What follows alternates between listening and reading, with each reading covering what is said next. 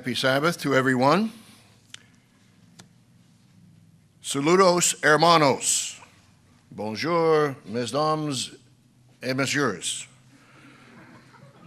And greetings to all our brethren around the world. We have a very beautiful soloist here. We just thank you very much, Dinah Winnale, for how beautiful you just sang. That was the title, How Beautiful, and it was beautiful. How beautiful the body of Christ. We want to wish Dr. Scott Winnale and Dinah much God's blessing as they move to Florida. And we're certainly going to miss them. And every time she sings, she just gets me a little teary-eyed.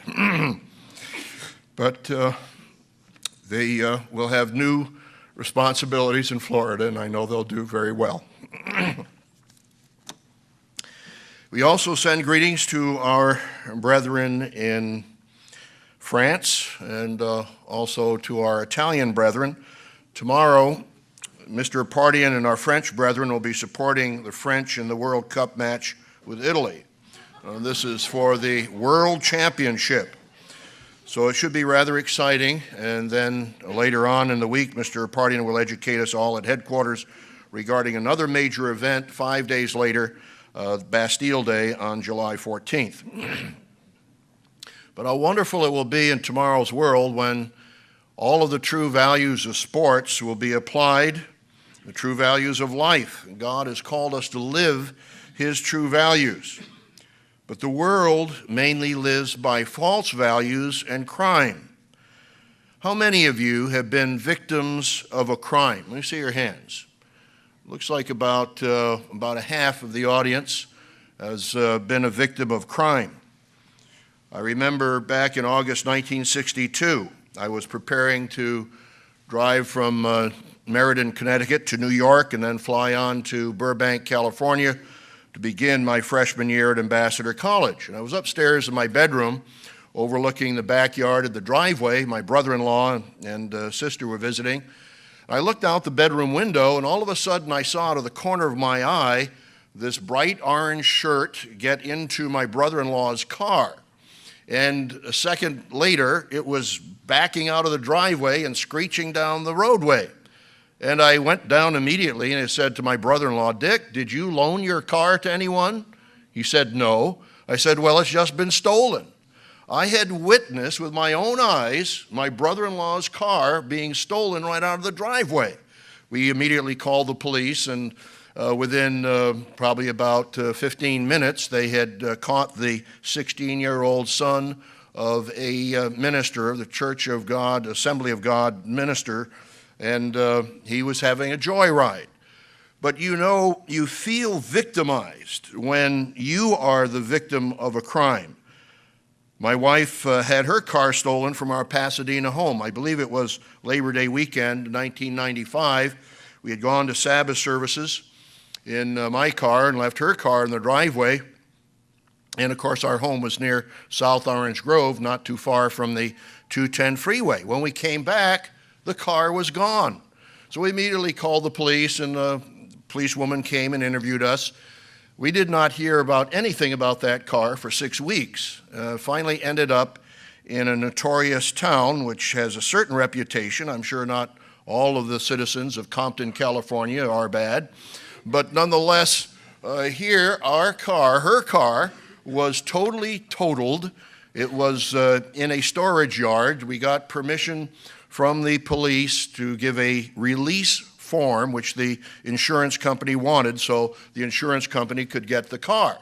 So I took the insurance form or the police release form to the storage yard so that the insurance company could pick up the car the next Monday. This was a Friday. So Monday, the insurance company called and said, "Well, why don't you give this release form?" We went to the storage yard and they wouldn't give us the car. They said, "You didn't give them the release form." Yes, I had given them the release form. How many crooks are there in this world? It's just amazing. And about that time on the car radio, I heard that the mayor of Compton had been indicted for some crime.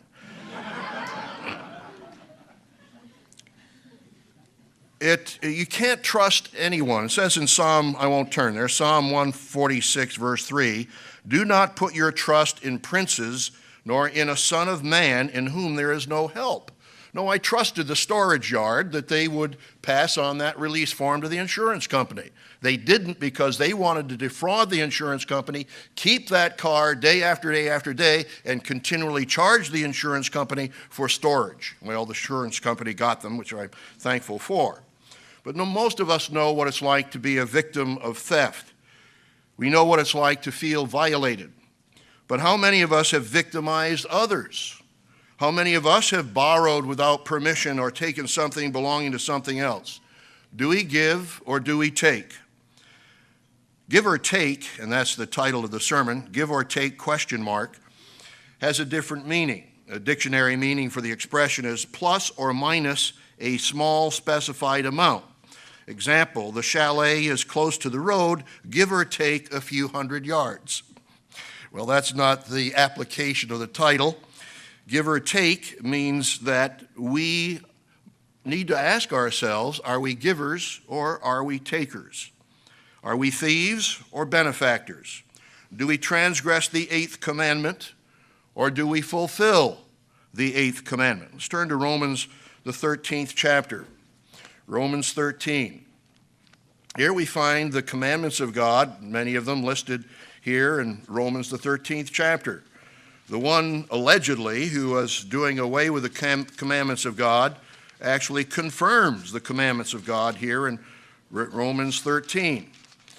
We begin in verse 7. Render therefore to all their dues, tribute to whom tribute, or taxes to whom taxes, custom to whom custom, fear to whom fear, respect to whom respect is due, honor to whom honor. Verse 8 of Romans 13. Owe no man anything but to love one another, for he that loves another has fulfilled the law. Well, that's a generalized statement, but what are the specifics? Verse 9. For this, you shall not commit adultery, you shall not kill, you shall not steal, you shall not bear false witness, you shall not covet. And if there be any other commandment, it is briefly comprehended in this saying, you shall love your neighbor as yourself. Love works no ill to his neighbor. Therefore, love is the fulfilling of the law. God includes in this the 8th commandment, you shall not steal.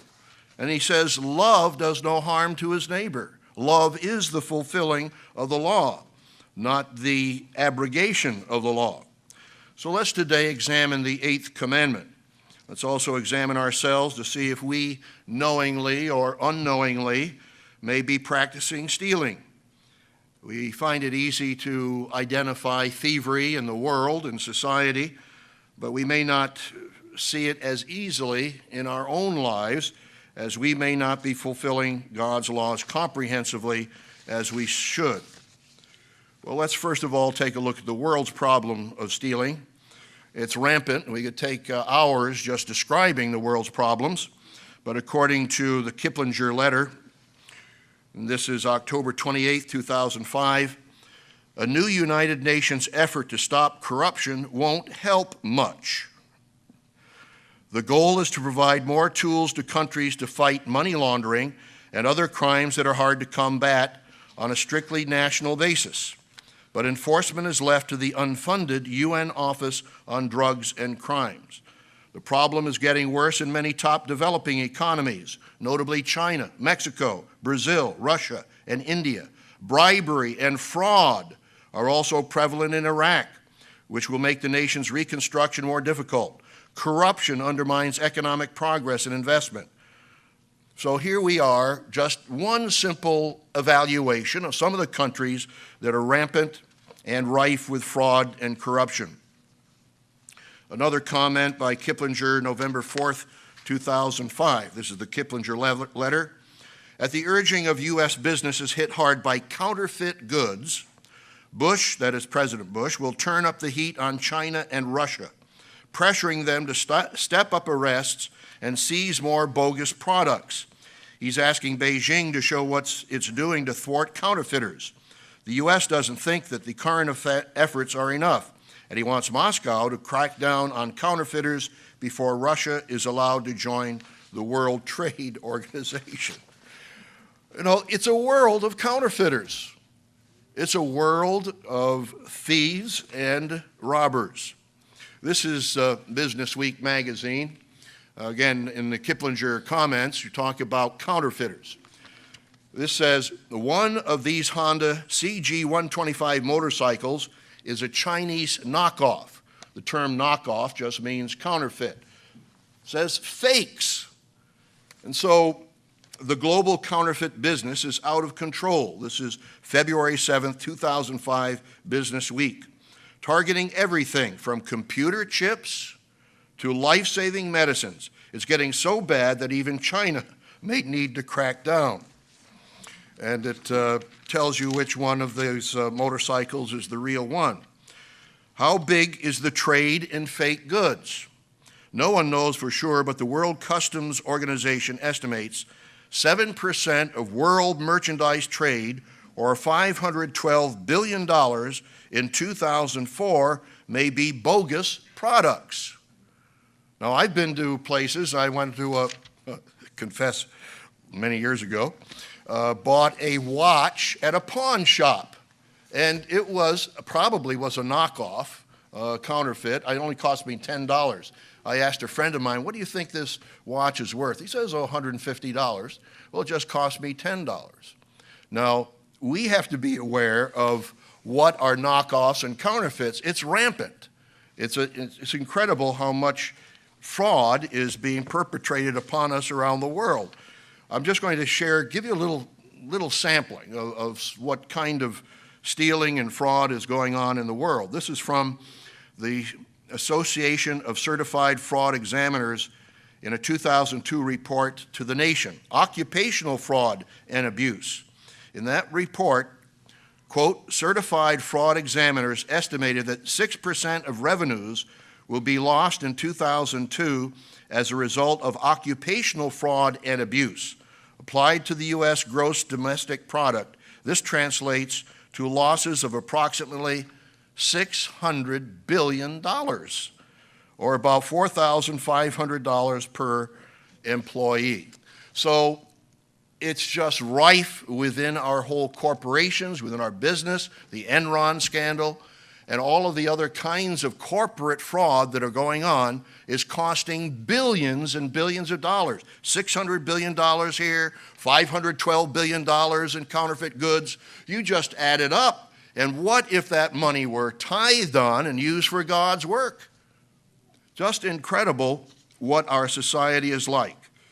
Some of you may know about shoplifters. I know as a pastor I've had to deal with some young people in the distant past who got in trouble because of shoplifting. How bad is shoplifting? In 2005, U.S. retailers put the cost of shoplifting at more than $10 billion. Shoplifting accounted for 34% of the retail industry's lost inventory in 2005, up from 31% in 2000. On an average day in the United States, 5,400 people are detained for shoplifting. Are we a nation of thieves? Now, before you start condemning everyone else, again, let's be careful and see if we as God's people may be transgressing the 8th commandment in some way or other, and I'll give you some suggested ideas in which we can examine ourselves a little later.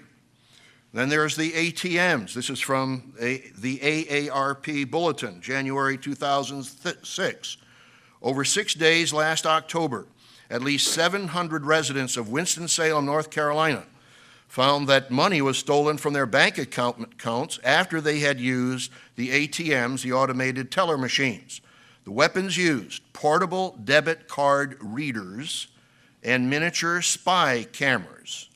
We had more than $3,000 taken, says Susan Harris, one of the victims. Like thousands of bank customers across the country, Harris was a victim of ATM scamming, a scam that led to nearly $3 billion in losses last year. That's just the surface. We're just doing a sampling. Identity theft finds easy money hard to resist. New York Times, July 4th, 2006, just a few days ago. Stolen lives. Subhead to the article, Identity Thief Finds Easy Money Hard to Resist. Here is a 20-year-old arrested for identity theft, in which he had taken well over $150,000 in cash and merchandise in his brief career. It's an addiction, no doubt about that, the young man says. He says, it's easy. He says, working like 3 hours today, 3 hours tomorrow, $20,000. And once he knew what he was doing, it was all too easy.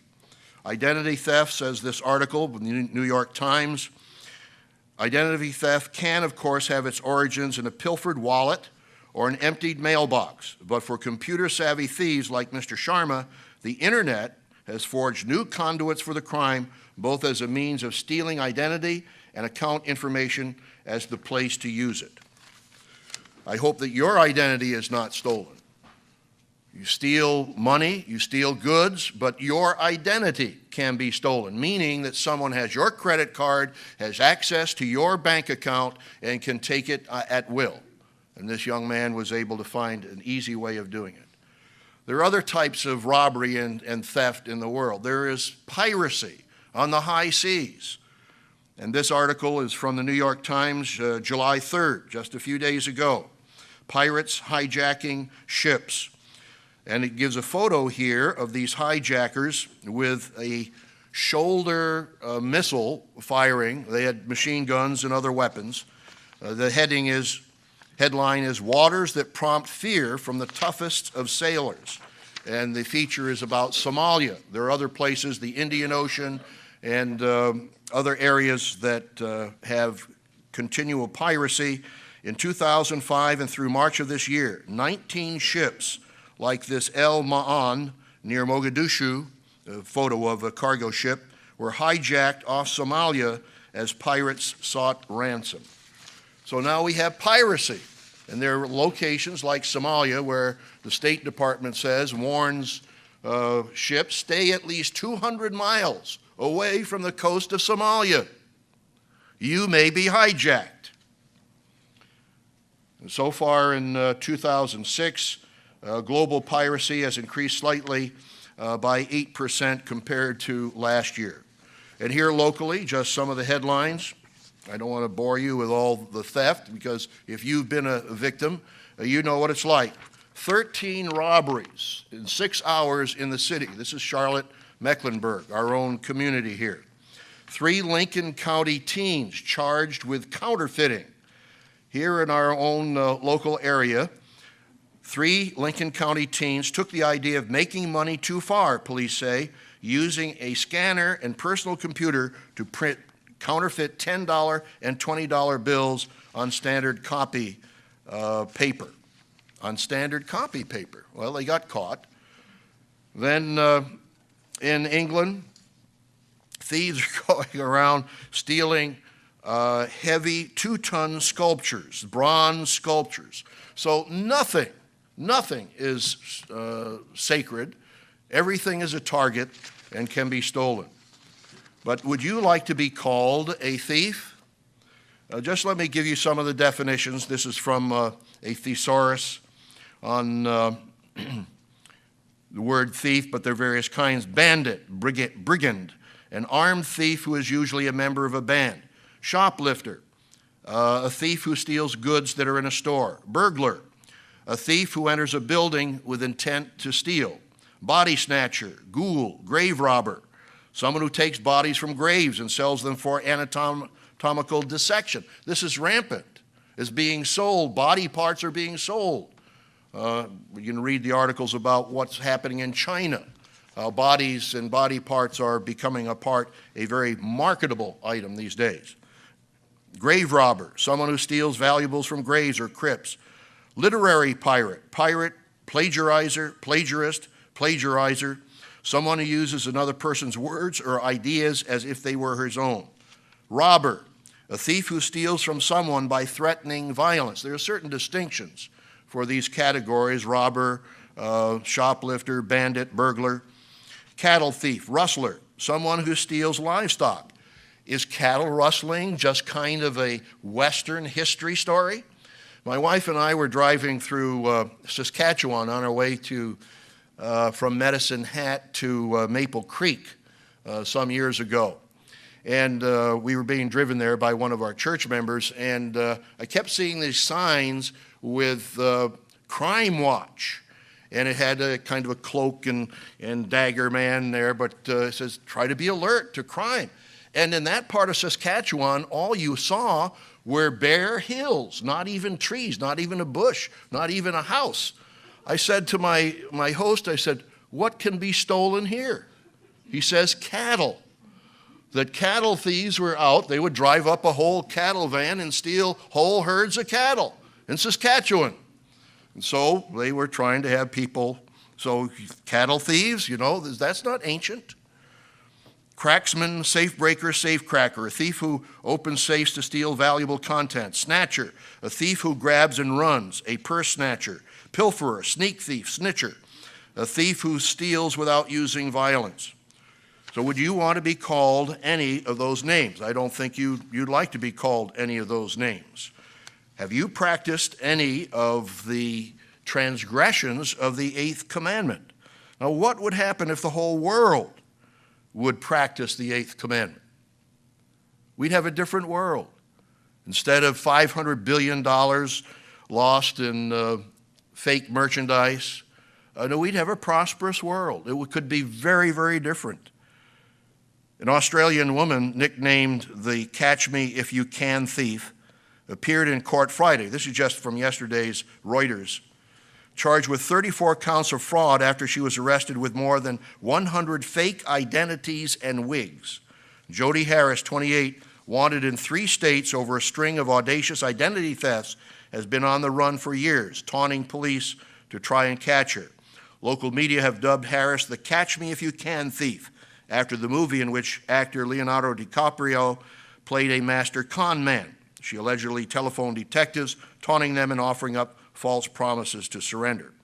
She had assumed identities of at least 5 women in Brisbane, Sydney, and Melbourne after meeting them socially. So she would meet women and get their information. She allegedly sold identity documents such as driver's license and tricked bank staff into giving her access to the women's accounts, robbing them more of 250,000 Australian dollars, local media reported from the court. So we have to be defensive and be alert to crime in our society so that we won't be victimized.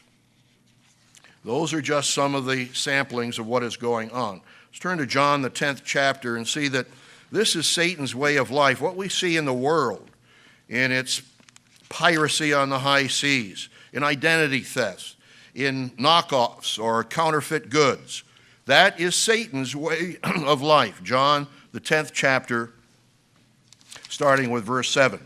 And Jesus says, "Verily I say unto you, I am the door of the sheep. All that ever came before me are thieves and robbers, but the sheep did not hear them. I am the door. By me, if any man enter in, he shall be saved, and shall go in and out and find pasture.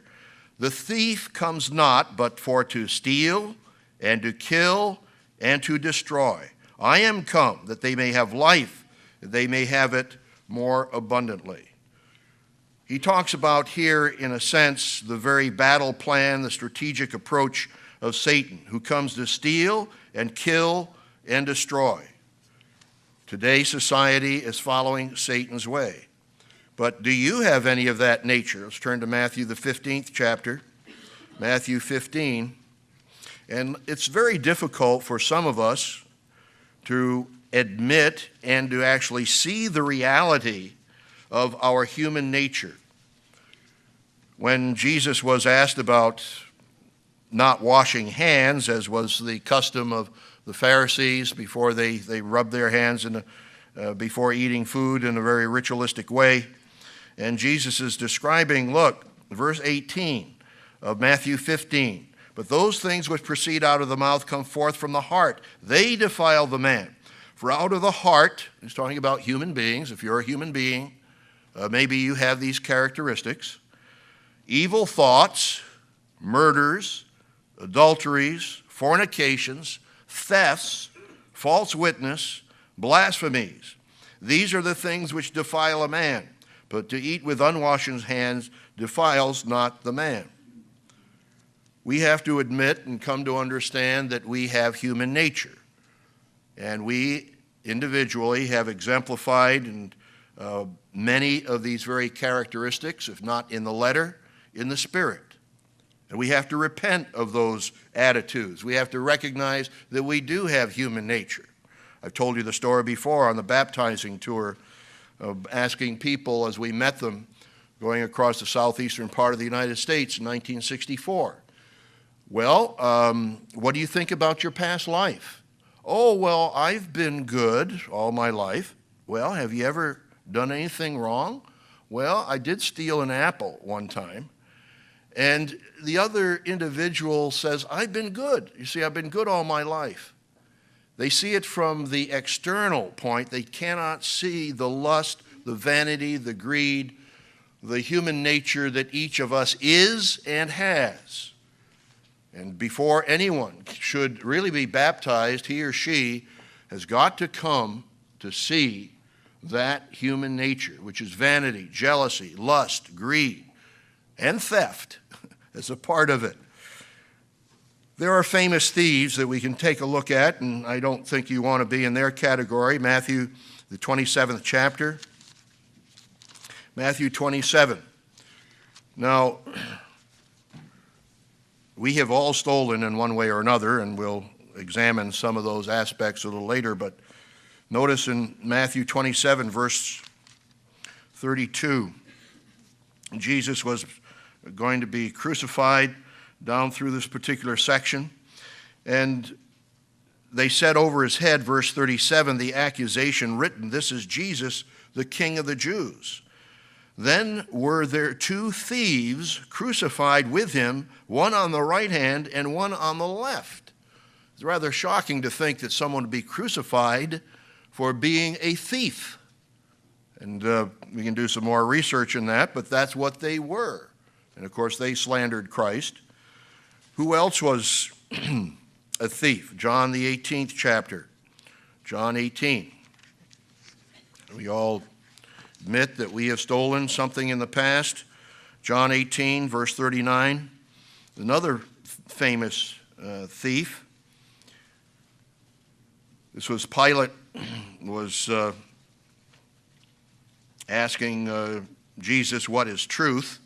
Then verse 39 of John 18, but you have a custom that I should release unto you one at the Passover. Here he's talking to the crowd after he's interrogating Jesus. Will you therefore that I release unto you the King of the Jews? Then cried they all again, saying, not this man, but Barabbas. Now Barabbas was a robber. Now, he was also an insurrectionist and had murdered, but the scripture says that he was a robber. He had committed rebellion, Mark 15, verse 7. John, the 12th chapter, gives us another famous thief. And I think you know who this one is without even looking at the scripture. John 12 and verse 5. Here, Jesus was blessed with this woman who anointed him with this fragrant oil. John 12 and verse 5. But Judas says, why was not this ointment sold for 300 pence given to the poor? This he said, not that he cared for the poor, but because he was a thief and had the bag and bare what was put in there. He was the treasurer, and he was a thief. I won't turn there, but just to mention about Rachel, Genesis 31, verses 32 through 35. Where, Jacob had worked years for Rachel and Leah and then left the family. And Laban accused Jacob of stealing his household gods. He hadn't stolen them. Who stole them? Rachel had stolen. And Jacob says to Laban, Genesis 31:32, with whomever you find your gods, do not let him live. The death penalty was pronounced upon Rachel. And she did live a while, but she died in childbirth when she gave birth to Benjamin. Rachel had taken the household idols and had put them in the camel saddle.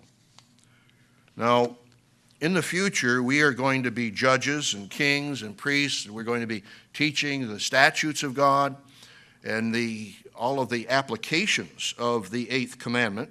And the statutes give us specifics of how to apply thou shalt not steal. Let's turn to Exodus, the 22nd chapter, and take a look at a couple of those applications. Exodus 22. Now, we do not want to be thieves. We want to be former thieves who have been forgiven of our past and who have overcome and have changed. Exodus, the 22nd chapter, gives us some statutes regarding thievery. Exodus 22 and verse 1. If a man steal an ox or a sheep and kill it or sell it, he shall restore 5 oxen for an ox or 5 sheep for a sheep. Now, do we apply that in our common law in the United States? If a thief be found breaking up and be smitten that he die, there shall no blood be shed for him. If he's caught and he's killed in the process of stealing, then there's no blood shed for him. If the sun be risen upon him, there shall be blood shed for him, for he shall make full restitution. If he have nothing, then he shall be sold for his theft. He becomes a bond servant. If he doesn't have the money to pay the 5-fold penalty, 5 oxen for an ox or 4 sheep for a sheep, then he's got to work it off as a bond servant. If the theft be certainly found in his hand alive, whether he be an ox or a donkey or a sheep, he shall restore double. So they find the animal alive, then they can restore the original animal, but he's got to restore double. If a man cause a field or vineyard, verse 5, to be eaten, and shall put in his beast and shall feed in another man's field, of the best of his own field or of the best of his own vineyard shall he make restitution. So have you defrauded anyone or taken money from anyone and not restored? Think about it. I remember one time I had borrowed a shirt from a college friend, and I believe it was about 2 or 3 years later I discovered I still have my friend's shirt, and finally was able to get his address and mail it back to him. And I was thankful for God's statutes and his judgments, and that we are to restore that which we have taken and not restored. He goes on here to show about if you've even borrowed something. You deliver someone money, verse 7, money or stuff to keep, and it be stolen out of the man's house. If the thief be found, let him pay double. So you're going on a trip and you want some valuables to be taken care of by your neighbor, and someone steals your goods from your neighbor's home. And he even tells you what to do about that particular case. Verse 10, if a man deliver unto his neighbor a donkey or an ox or a sheep or any beast to keep, and it die or be hurt or driven away, no man seeing it, then shall an oath of the eternal be between them both, that he has not put his hand unto his neighbor's goods, and the owner of it shall accept it thereof, and he shall not make it good. But if it be stolen from him, he shall make restitution unto the owner thereof. Then again in verse 14, if a man borrow of his neighbor, and it be hurt or die, the owner thereof not being with it, he shall surely make it good. I remember one time when he had Big Sandy, we had racquetball courts, and I used to play racquetball, and I borrowed a racket from some of my friends and broke it. I had to replace it. I thought, I shouldn't borrow things. If I'm going to break it, then I have to buy him a racket, then I've got to buy myself a racket. So when you borrow, you are responsible for the value of that item. He goes on here, but if the owner thereof be with it, he shall not make it good. If it be a hired thing, it came for his hire. So these are some of the statutes. Now, Exodus 21, verse 15. What about stealing a human being, which is horrible in our society? There is a slave trade going on in many parts of the world. Kidnapping, God says, should be punished by death. Exodus 21, verse 15.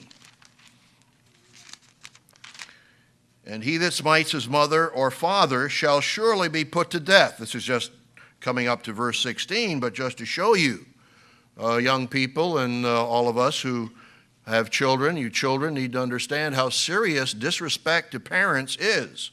He that smites his father or mother shall surely be put to death. I thought about that one time when God began to call me, and I began to really see myself because I had disrespected my parents.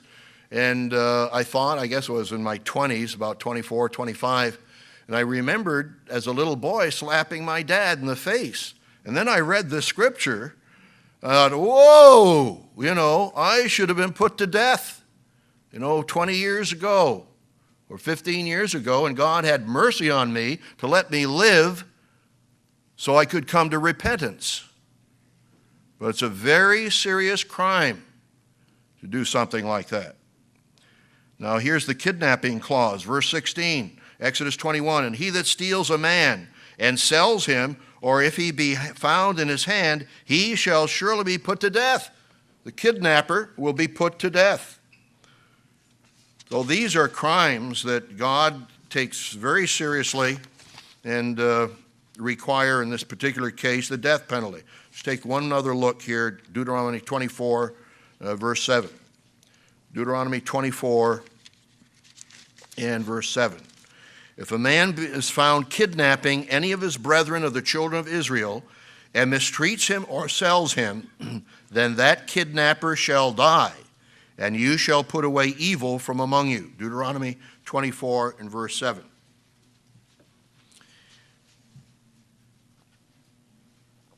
I mentioned how slavery is rampant in various parts of the world. Mr. Davis is writing an article on slavery that may appear in one of our publications that will give you a broad perspective on just how rampant that is. But this is from the Jerusalem Post, April 26, 2006, entitled Thwarting Slavery. Just 2 weeks ago, Jews around the world celebrated Pesach, or Passover, which emphasizes the Jewish people's escape from slavery and oppression in Egypt. The themes of redemption and freedom, cornerstones upon which the nascent Jewish nation were built, still resonate today. There's a bitter irony, therefore, in the release of a United Nations report this week, which found that Israel is among the top destinations of trafficking in humans for sexual exploitation or forced labor. The report, Trafficking in Humans or Persons, Global Patterns, identified 132 destination countries into which victims are smuggled. Israel was among the top 10. They do have a slave trade for sex in Tel Aviv and in Israel. It brings out here that between 600,000 and 800,000 people, mostly women and children, are trafficked across borders every year. In Israel, government sources indicate that over 3,000 women have been trafficked into the country, most of them from the former Soviet Union. So God condemns kidnapping. It's stealing another person. And it is a precursor of the tribulation, where it says in Revelation 18:13 that part of the beast power, economic power, is trading in cinnamon, incense, fragrant oil, frankincense, wine and oil. This is Revelation 18:13. Fine flour and wheat, cattle and sheep, horses and chariots, and bodies and souls of men. So slaves are going to be traded under the beast power in the future. Now, what about us? How do we approach the eighth commandment in our own life? I'm going to skip over some of these and take a look at some of the modern applications. When I was a transportation engineer in Norfolk, Virginia, that was in 1961, 1962, the 1960 census data had just come out. And it was in hard volumes, published maybe, I don't know how many, 10 or 15 volumes.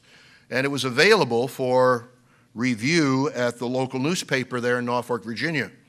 And I, as a transportation engineer working with the Regional Planning Commission, said, this is a wealth of data. I would love to have this data.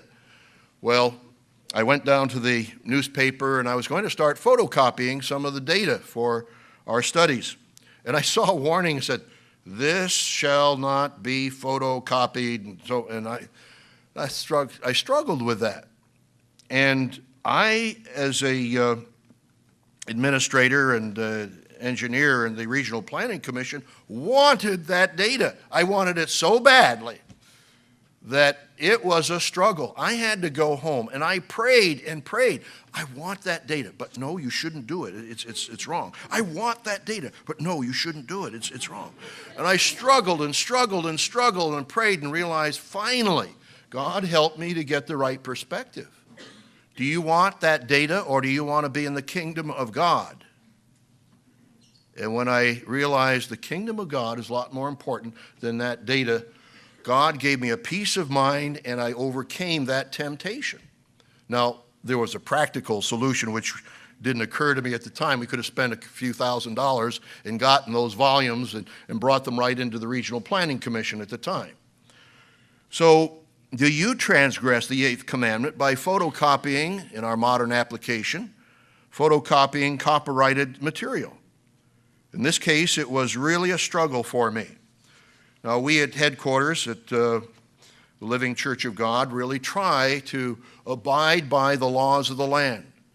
If we're going to teach that you should not steal in whatever manner or form, we want to practice that. Mr. Turner let me borrow this book, which we have in our legal department, Church Law and Tax Report, the Church Guide to Copyright Law. And so there are various laws that give you certain rights, fair use to certain materials that are copyrighted. Just read one or two sections from this. Duplicating equipment. Most churches have a duplicating machine. The making of copies of copyrighted materials, literary or musical, often will constitute copyright infringement. Exceptions do exist. And then it goes on to fair use. Section 107 of the Copyright Act specifies that the fair use of a copyrighted work, the purposes such as criticism, comment, news reporting, teaching, including multiple copies for classroom use, scholarship, or research, is not an infringement of copyright. So there is a section called fair use of copyrighted material in which it is not illegal, in which you are not transgressing the 8th commandment to make photocopies. Hymnals. Hymnals raise a number of copyright issues. First, a hymnal ordinarily is a collective work, meaning that it is eligible for copyright protection. The fact that a hymnal is copyrighted does not in any way extend or affect the copyright protection of any work included in the hymnal. When we organized our hymnal, and we really certainly appreciate all the hard work Mr. Charles Bryce did and his staff of organizing our church hymnal, we touched base with all of those who had owned the copyrights to certain hymns that we wanted in our hymnal. And we paid some of the individuals for the right to copy some of those hymns in our hymnals. Some were gracious and just gave us the benefit of that without having to pay for it. So we thank those who are able to do that or were kind enough to do that. There are guidelines. Mr. Turner gave me an outline of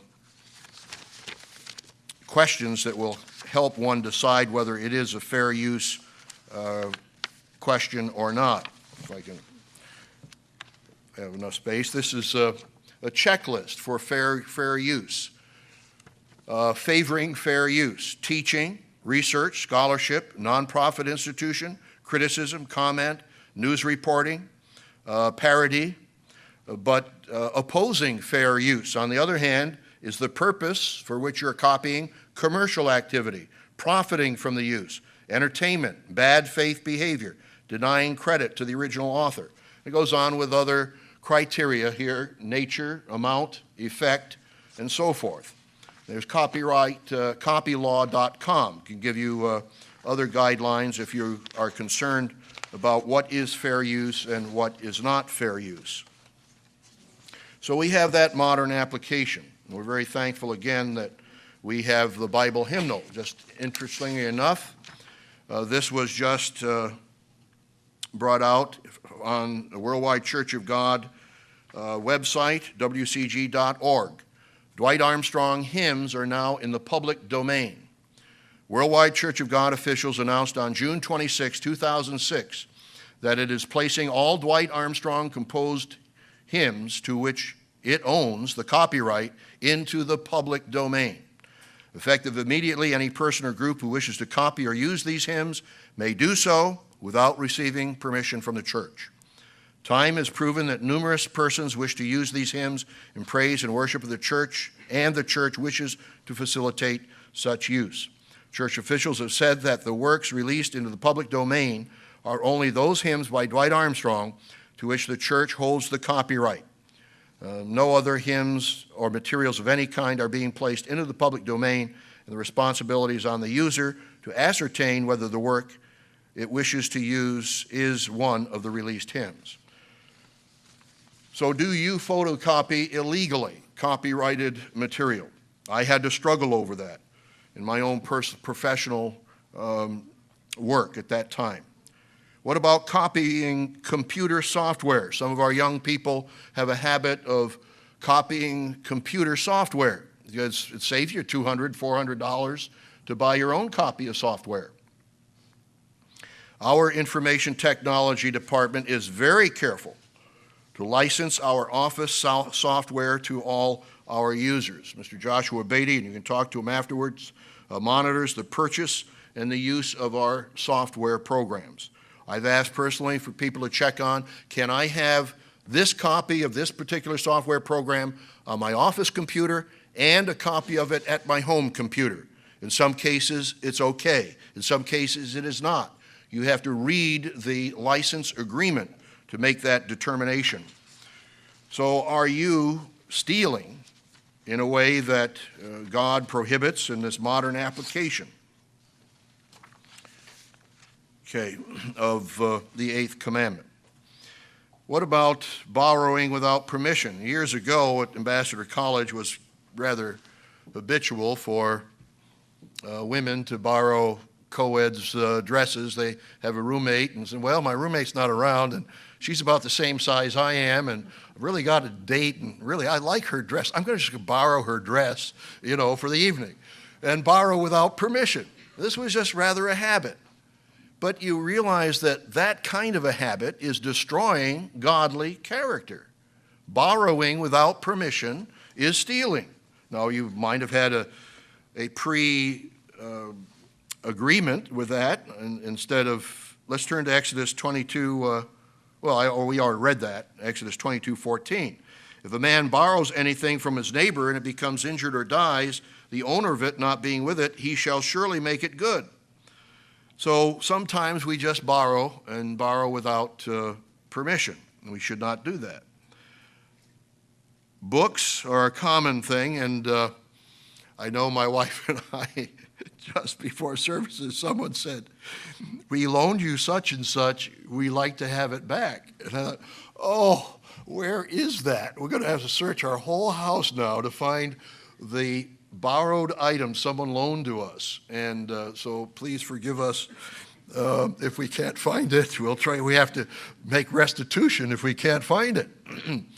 But books, I have hundreds of books, and you want to put your name in it, and I've loaned my books out and never gotten them back, and so I've tried from time to time, have a little system. I even have a page on my computer called loans. At such and such a date, I loaned this book to so-and-so. I haven't kept that up too well. But one of the things that is showing love is if you have loaned something and someone has forgotten about it, just show that person love and remind him or her, look, you have my book. You've had it now for 5 years. I think it's about time that you return it to me. And we are forgetful people. Manasseh means forgetting, by the way. Forgetful. But remind people. Now, Exodus 23, verse 4 and 5, if you find a lost item, what do? Exodus 23, I remember when I first read this, we were up in Global's, Michigan, and a horse got away from a local home farm, and we tried to corral it and return it to its owner. Exodus 23 and verse 4. If you meet your enemy's ox or his donkey going astray, you shall surely bring it back to him. And if you see the donkey of him that hates you lying under his burden, and you would forbear to help him, you shall surely help him. So even if it's a lost item from an enemy, God says, you shall return it to him. It's one of the positive applications of the 8th commandment. I remember my wife discovered a parrot in our backyard, our side yard in Rancho Bernardo. And Mrs. Davis came over and helped to capture it, threw a towel over it, and we put it, and she had a cage. And it wasn't our parrot, but I called, we went on the internet, and we called the pet organizations in the area. But what really worked was that we put signs in the neighborhood that we have, I forget what kind of a parrot was, in the neighborhood, and about 2 days later, a neighbor 4 blocks up the hill came to our house, and they had a family, and they said they were about going to take the parrot and get its wings cut so it couldn't fly away. But nonetheless, it flew away, and we found it. But we're able, the family was very happy to have their parrot back. We want to do what we can to restore something that is lost. On a more serious note, do we cheat on our income taxes? I think most of God's people do not. We want to take advantage of whatever legal approaches and deductions that are legally allowable. But anyway, the CNNmoney.com, do you cheat on your taxes? Most taxpayers say they don't, but more admit to doing so than in previous years. New York, April 9th, 2004. Few of us actually want to pay taxes, yet most of us do. But have you ever cheated just a little to save yourself some money? 81% of Americans said that no amount of cheating on their income taxes is acceptable, according to a July 2003 Roper poll conducted for the IRS Oversight Board. That's still below the 86% of honest souls who said they wouldn't cheat in 2002 and 87% who said they would not cheat in 1999. And the CNN Money did its own survey and said that 76% of us said we would never cheat on our income tax. But the National Taxpayer Advocate gives an estimate that the annual gap between what taxpayers owed and what they actually paid totaled $311 billion in 2001. So do we steal? Do we steal on our taxes? Do we steal from others?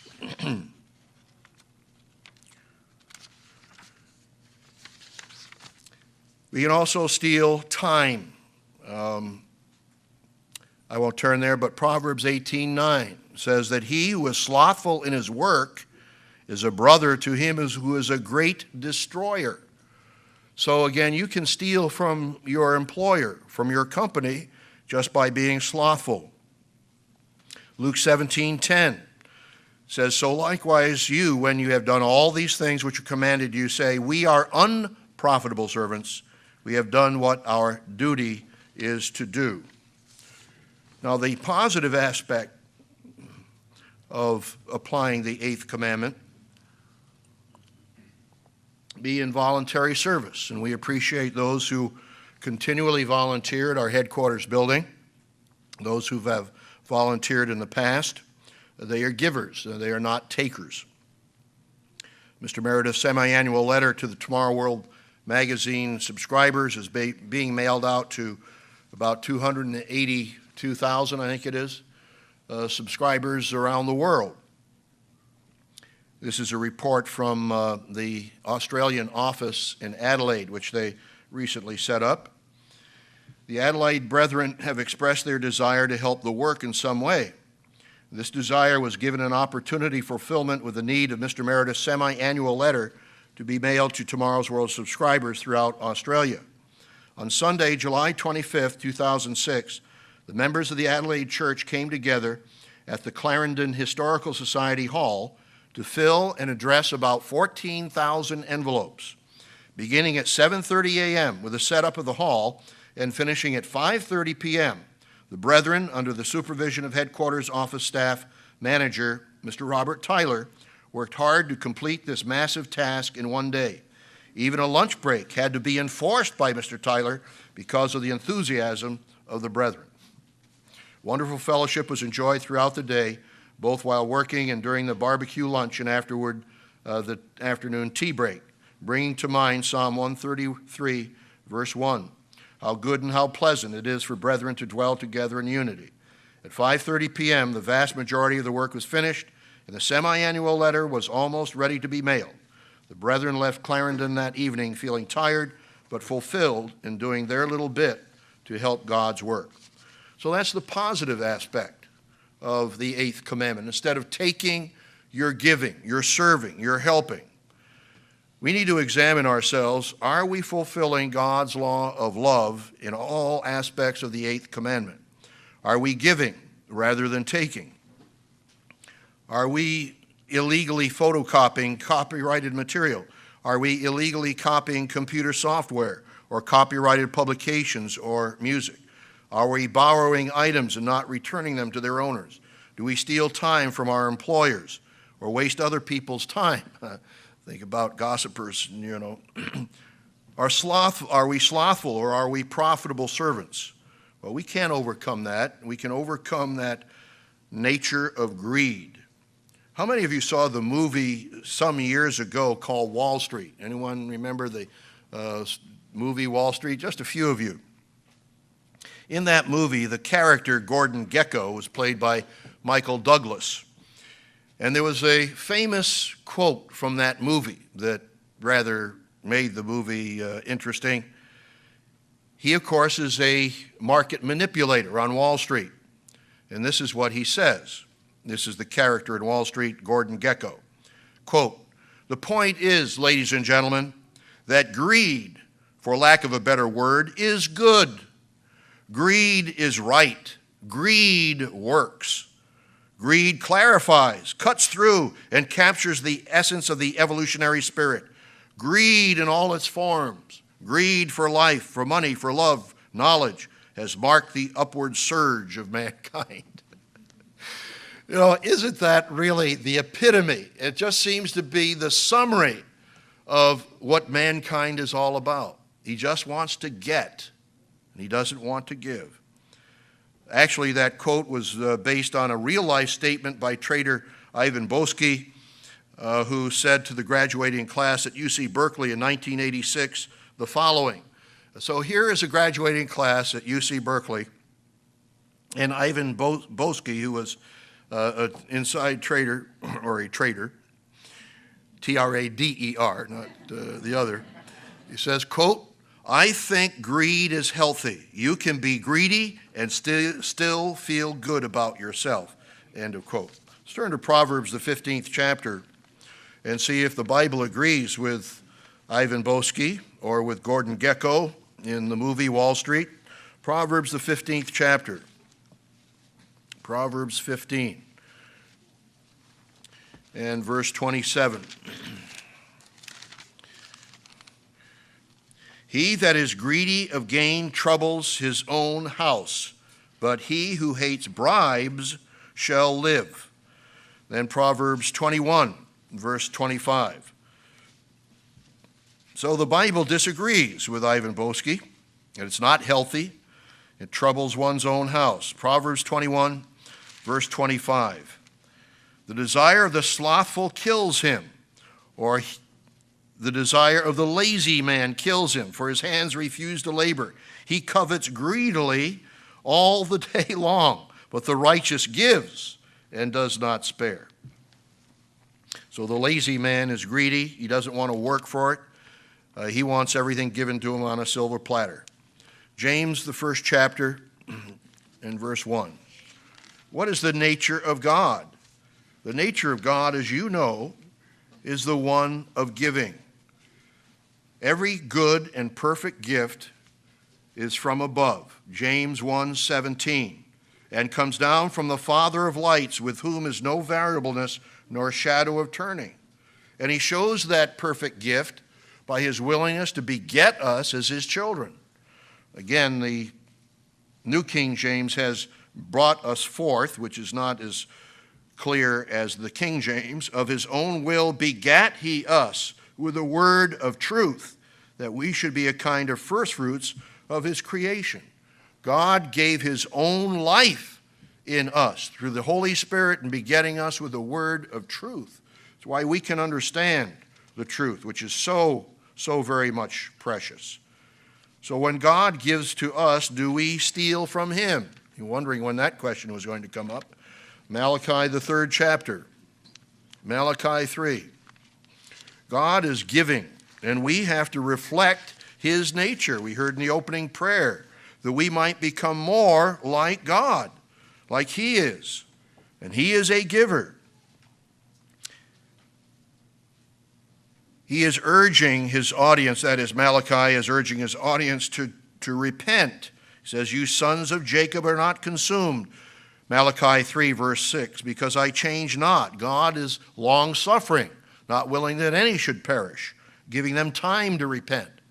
He says, return unto me, and I will return unto you, says the Eternal of hosts. End of verse 7. But you said, wherein shall we return? He's telling you, change your life. Will a man rob God? Yet you have robbed me. But you say, wherein have we robbed you? God answers, in tithes and offerings. You are cursed with a curse. You have robbed me, even this whole nation. Bring you all the tithes into the storehouse, that there may be meat in mine house, and test me. Prove me now herewith, says the Eternal of hosts, if I will not open you the windows of heaven and pour you out a blessing that shall not be room enough to receive it. So God challenges all of us and the nation. He says, this whole nation has robbed me. Are we a nation of thieves? Well, we are a nation of adulterers, or a nation of liars, but we are also a nation of thieves. We'll get onto that perhaps a little later. I want to encourage all of you to read our booklet, God's People Tithe. It gives you the information, basic information on tithing. Mr. Meredith wrote an article in the March-April 2001 Tomorrow's World magazine, Should You Tithe? And that went out to the public at large. Mr. Charles Bryce gave a thorough sermon on tithing titled Diligent Tithing and Abundant Blessings. It's number 258 in the sermon library. You can find it in perhaps in our own local library, or you can download it from our Church of God website, www.cogl.org. So you'll have to search for it, but you can download that sermon. It's a very comprehensive sermon on tithing and tells you about the various principles in tithing. We're happy to report that many of our teenagers and youth are practicing tithing, and they're reaping those benefits. Mr. Ruddleston was telling us about teaching at the Living Youth Camp last summer, the principles of tithing to our youth. And we're very happy that they are beginning to, or are practicing tithing. And I hope you parents are teaching your children the principles of tithing. I remember as a little boy in Sunday school, I don't know how old I was, but every Sunday when the offering plate came around, Mom had me put that 10 cents in the offering plate. You know, it was a matter of learning to give, even at that particular period of time. So I hope you parents are teaching that. The 2006 festival brochure also has comments on the festival tithe. So I hope you read that as well. Now, some of you may be having financial difficulties. Well, if you are, counsel with your pastor. I'm talking not only to the local congregation here, but to our congregations around the world. Counsel with your local pastor. God's financial system assists the poor. We have the welfare tithe, or the third tithe, for that very purpose. The church supports widows and the poor around the world. If you have been faithful in your welfare tithe, you can claim the promise of Deuteronomy 26. And I remember doing it at the end of my third tithe year. Deuteronomy 26. Just let's take a look at that. It's a wonderful blessing that you have not borrowed from that tithe for other purposes. You have dedicated that tithe for the purpose of helping the poor and the widows, and Deuteronomy 26 and verse 12. When you have made an end of tithing all the tithes of your increase the third year, which is the year of tithing, and have given it unto the Levite, the stranger, the fatherless, and the widow, that they may eat within your gates and be filled. Then, if you've been faithful after all this time, you shall say before the eternal your God, I have brought away the hallowed things out of my house, and also have given them to the Levite, to the stranger, the fatherless, to the widow, according to all your commandments which you have commanded me. I have not transgressed the commandments, neither have I forgotten. I have not eaten thereof in my mourning. In other words, I haven't borrowed from this tithe for other purposes. I've been faithful in dedicating that amount of money for its intended purpose. I have not eaten thereof in my mourning, neither have I taken away aught thereof for any unclean use, nor given aught thereof for the dead. But I have hearkened to the voice of the eternal my God, and have done according to all that you have commanded me. Now that I've been faithful in this, I'm claiming your blessing. And this is the blessing. Verse 15. Look down from your holy habitation, from heaven, and bless your people Israel, and the land which you have given us, as you swore unto our fathers, a land that flows with milk and honey. You can claim a blessing on God's people and God's church if you have been faithful in that welfare tithe. It's a wonderful experience, and I hope most of you have done that. And if you haven't, claim that promise if you've been faithful in your tithing. Do you give to the poor? Another positive application of the eighth commandment. Proverbs 19, verse 17. Of course, you might, as you go through the book of Proverbs, you may have, as I have in some cases, put a dollar sign next to those principles that have to do with financial management. And this is a wonderful blessing here. Proverbs 19, verse 17. He who has pity upon the poor lends unto the eternal, and he, capital H-E, meaning God, he will pay back what he has given. I found this to be true in my own life. That I remember, well, maybe I should tell, I had given a certain aid to a certain person, and it was quite a substantial bit of money, and I said, oh God, I've given all this money, and then, where's my return from this? But it was a surprising, after my attitude got straightened out, God blessed me with an unexpected blessing.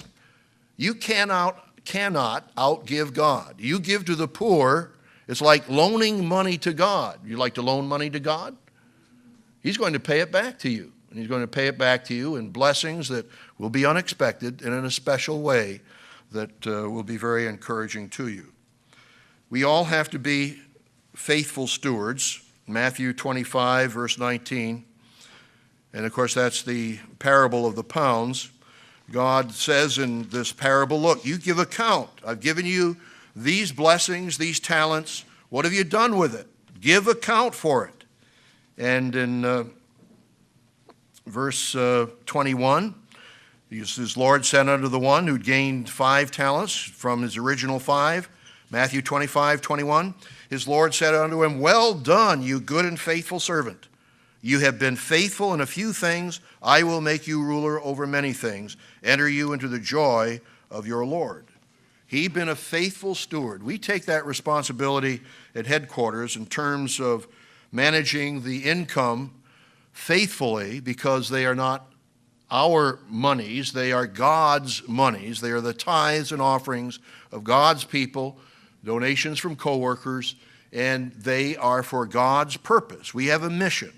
The mission is to preach the gospel and to feed the flock. And we have a responsibility for accounting for that money.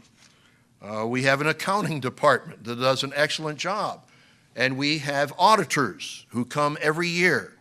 And we've had our finances audited for 2005, and the auditing report will appear in the July-August edition of the Living Church News to let you see where your money, God's money, has gone, and that we have been faithful and accurate in accounting for all those monies.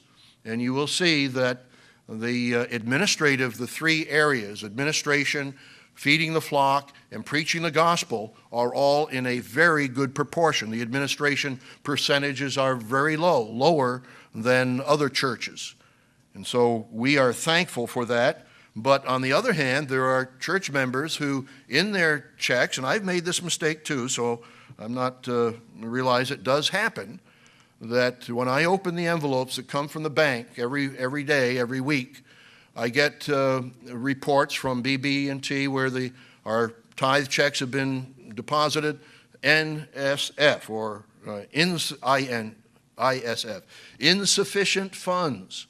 And because whoever wrote out the tithe check didn't have enough money in his bank account or her bank account to cover that particular check. And sometimes it amounts up to thousands of dollars a month.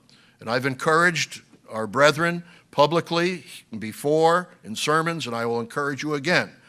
Please try to be a faithful accountant, steward of the funds that you have. God gives you blessings.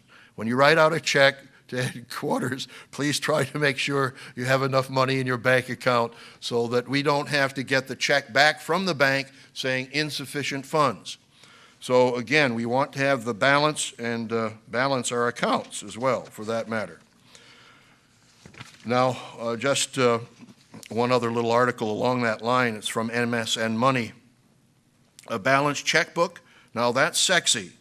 Lovers say fiscal responsibility is twice as important as sexual harmony, by Liz Pulliam Weston. When it comes to finding lasting love, financial responsibility beats out, I won't mention the term here, at least according to a survey commissioned by Credit Scoring. The survey of 1,022 American adults conducted by Opinion Research Group asked what two personal traits were most important to a long-term relationship. The answers: faithfulness and honesty came out first and second, selected by 53% and 52%. Financial responsibility was third, selected by 22% of the responsible. Sense of humor was number 4, 18%. Sexual compatibility came in fifth, selected by just 10% of the respondents. I better not read some of that. But anyway, the traits, number 1, are faithfulness, number 1, honesty, number 2, financial responsibility, 3, sense of humor, 4, and sexual compatibility. But we are living in dangerous times, in the end time. We realize that as people are stealing, robbing, even pirates on the high seas, hijacking huge cargo ships, that we as God's people have to set the example of integrity and honesty, not only in the negative aspects of the 8th commandment, but in the positive aspects of the 10th commandment, the 8th commandment. And I want to encourage all of you, of course, to be reading Mr. Meredith's booklet on the 10 Commandments, which gives us a very good outline and exhortation and insight into each of the 10 Commandments. We are called to be honest and to be givers, not takers. God indicts the nation, as I've said even on the telecast. Are we a nation of adulterers? In Jeremiah 23:10, for the land is full of adulterers, for because of a curse the land mourns. And we are a nation of deceivers and liars. 2 John 1 verse 6 says, for many deceivers have gone out into the world and do not confess Jesus Christ is coming in the flesh. This is a deceiver and an antichrist. And God calls his people a sinful nation in Isaiah, the 1st chapter. He says, your princes are rebellious and companions of thieves. Everyone loves bribes and follows after rewards, and they do not defend the fatherless, nor does the cause of the widow come before them. Many years ago, in the United States News and World Report, Marvin Stone wrote an editorial, A Nation of Thieves, question mark. He said one major concern of one major business executive is the revelation of business crimes that, as he says, pop up at you from every issue of the daily press. There is little doubt about it, he says, we have become a nation of thieves. The only way are we going to get a handle on ballooning prices is through a complete change in national attitudes. And this change must begin with government. When our leadership is honest, intelligent, frugal, fair, and acts indiscriminately with guts, you'll see some changes. Until then, it makes no difference how you manipulate money. So are we a nation of thieves? Are we a church of benefactors and honest people who do not take or steal, but we give? Let's examine ourselves, brethren, and ask some pointed questions. Do we steal from our employees, employers, or others? Steal time? Do we borrow items and not return them? Do we illegally photocopy copyrighted material? Do we illegally copy software, music, movies, or videos? Do we steal tithes and offerings from God, who gives us every breath of life we breathe? Are we careless in accounting for our blessings, or are we faithful stewards? We need to apply the positive aspect of the 8th commandment.